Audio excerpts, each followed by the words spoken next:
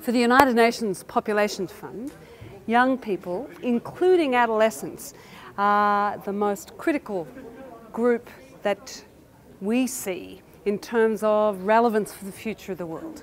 Both young men and young women, in terms of their health, their confidence, their place in society, their access to information and services, their future is the most important issue for the planet as a whole. Never had more adolescents than we have today in the history of all the world. And unless we empower them and support them, then the world will lose the resource that they are, which is a resource for more inclusiveness, a resource for economic and social development that's sustainable, a resource for greater peace, for better governance, and a resource for greater justice. Invest in adolescents, invest in the future, invest in the world.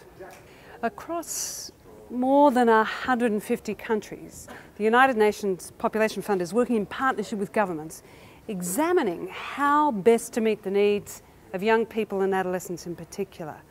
And in that regard, we're learning.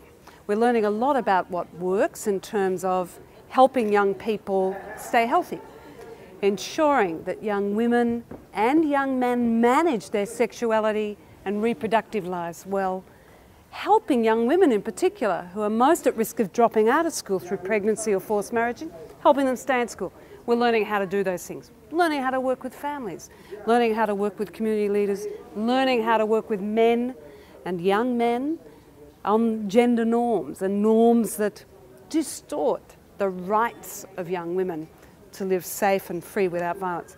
The basis of that learning then can be handed over to other governments, like the government of India, who today is launching this powerful strategy based on the best and leading practices available in the world.